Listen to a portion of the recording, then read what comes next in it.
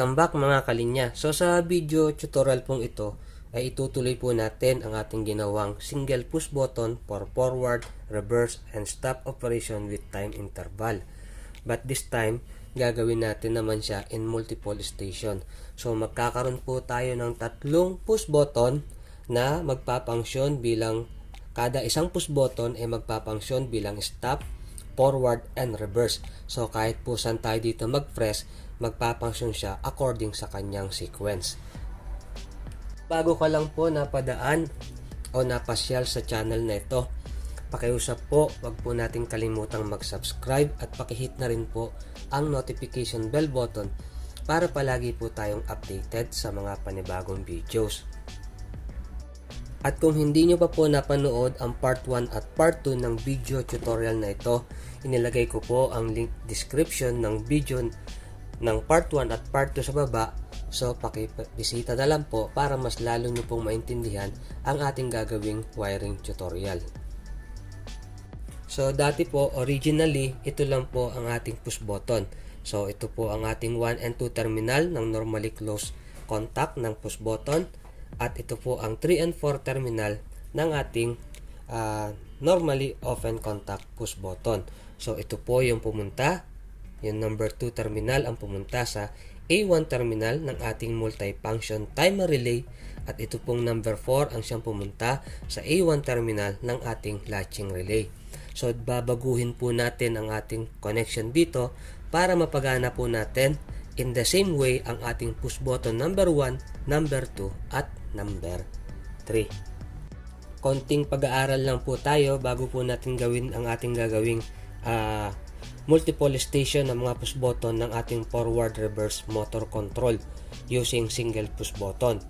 So pag po sa normally closed contact ang ating gagawin in multiple station, so kailangan po they are in series. So kahit saan po tayo mag-press, maka-cut off po ang ating line. So pagdating naman po sa normally open contact, so dapat po ang rules dyan is there should be connected in parallel. So kahit saan po siya i-press ang normally open, magko-contact ang ating 3 and 4 terminals. So umpisahan na po natin ang ating gagawing pagwa-wiring. So uunahin po natin gawin ang ating stop push button na nagko-control sa ating multifunction timer relay. So aalisin natin ang wire na ito. So pagkaalis natin ng wire, so ihang lang muna natin. So gagawa tayo ng dito muna siya. So gagawa tayo ng series connection para sa ating stop push button. So ito po ang wire na to is i-connect natin from the 2 terminal ng ating first push button, normally closed contact, and then dadalhin natin siya sa number 2 terminal.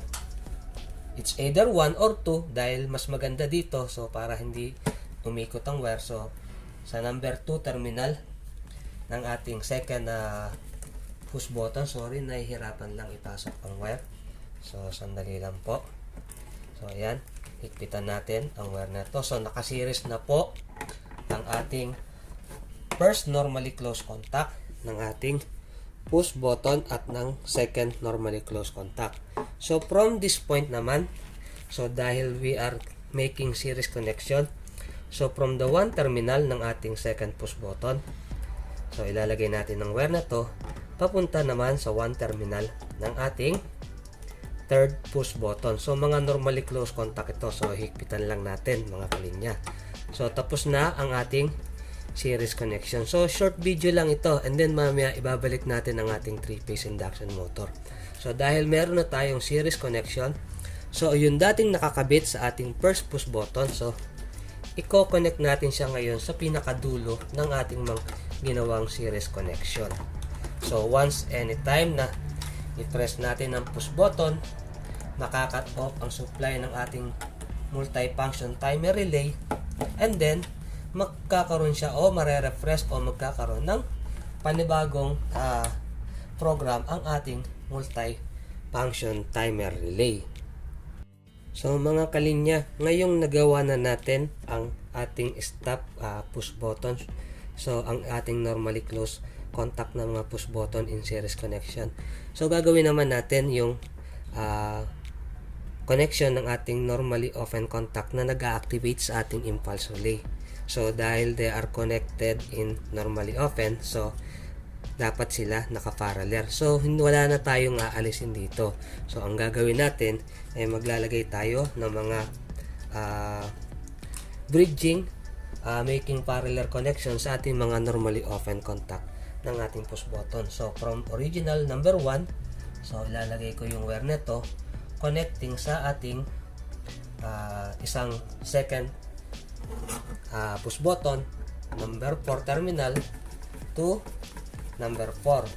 So higpitan ko lang po yung sa unang push button, and then dito sa pangalawa lalagay din naman natin dito sa ibabaw from the 3 terminal ng ating first push button papunta sa 3 terminal ng ating second push button. So higpitan natin muna yung sa ating first push button. Dahil dito sa pangalawa may ilalagay tayong another connection. So ito siya. So i-connect natin ang wire na to. So ito naman yung magpupunta sa ating ikatatlong push button. So connected sila in parallel. So sensya na medyo nahihirapan lang maghigpit. So higpitan ko na yung sa ating ikalawang push button para magkaroon ng connection ang ating ikatlong push button. So higpitan ko na rin dito sa ating third push button, normally open. So once na kahit saan tayo mag-press ng ating push button, mapapagana niya ang ating impulse relay. Pag napagana niya ang ating impulse relay, pagaganahin naman ng ating impulse relay ang ating electromagnetic relay. So ito siya. Kapag gumana naman ang ating electromagnetic relay, nag-activate and deactivate, so yan naman ang magpapa-activate sa ating forward and reverse contactor. So kada push button po is magpa-function ng stop, forward and reverse. So kahit saan po tayo mag-press dito. Pag pinindot natin dito, nag-forward operation. So kahit dito, magre-reverse siya kahit saan po. So tapos na po tayo in connecting our push button para mag-function ang ating ginagawang 3 So sa ngayon 3 lang, pero pwedeng mas madami, depende sa pangangailangan. So tapos na tayo sa ating ginagawang multiple station ng ating mga push button. So time naman para i-connect ko ulit ang ating 3-phase induction motor para makita natin ang ating full operation. Mabuti nga po pala hindi ko pa binaklas lahat ng ating mga wirings. So in-extend ko ang video na to para sa mga nagre-request na paano naman gawin ang multiple station ng ating forward reverse motor control. Ito na tayo mga kalinya. So na-connect ko na po ang ating 3-phase supply line sa ating thermomagnetic circuit breaker at na-connect ko na rin ang ating 3 lead wires ng ating 3-phase motor. Ang ating red facing, yellow facing, and blue facing. So pwede ko na pong switch on ang ating circuit breaker for the supply of our control circuit.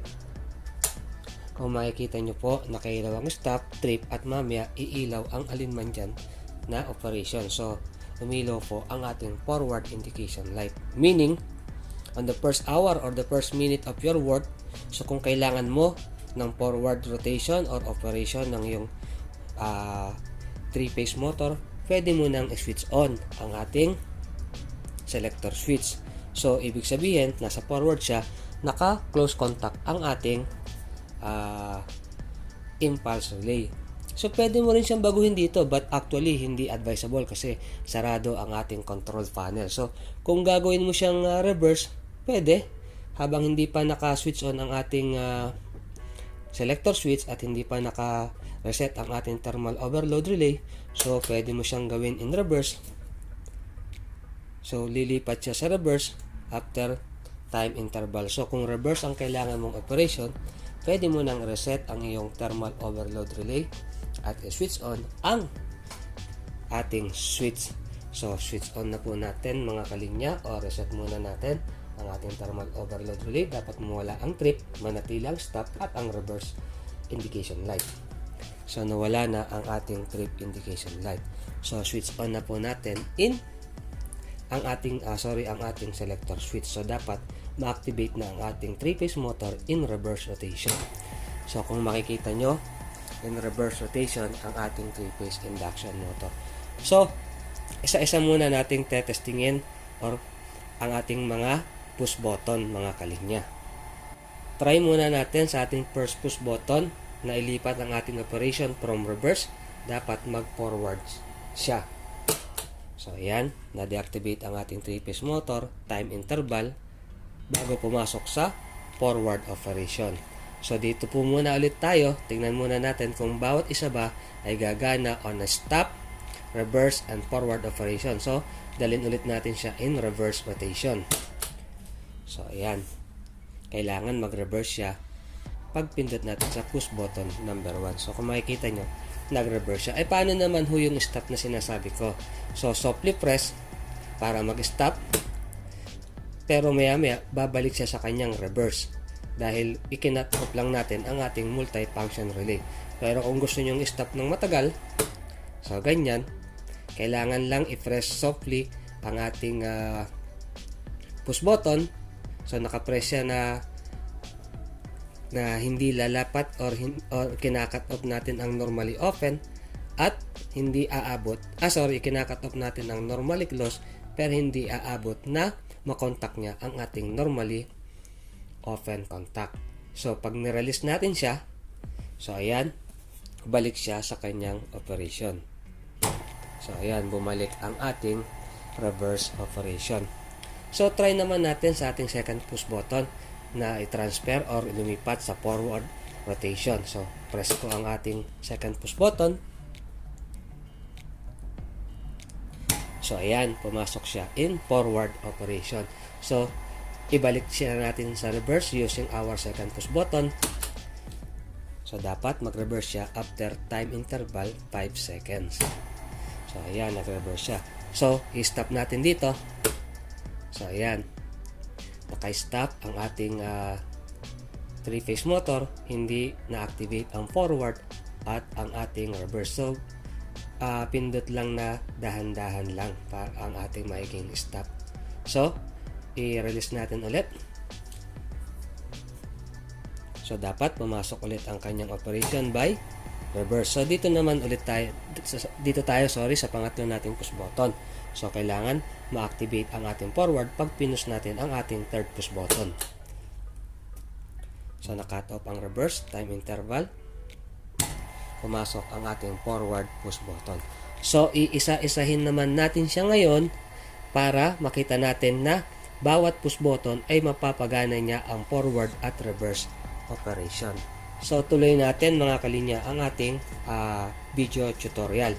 So dito tayo kanina, so press natin, dapat dito mag-reverse operation siya, time interval, so nag-reverse, i-press natin ng ikalawa, dapat dito mag-forward siya, so time interval, so nag-forward siya, i-press natin dito, dapat mag-reverse siya,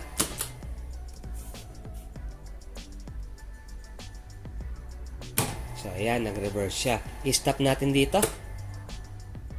Okay, nag-stop siya. Release ang ating push button. Balik siya sa kaninang operation niya, which is reverse. So, dalhin muna natin sa forward.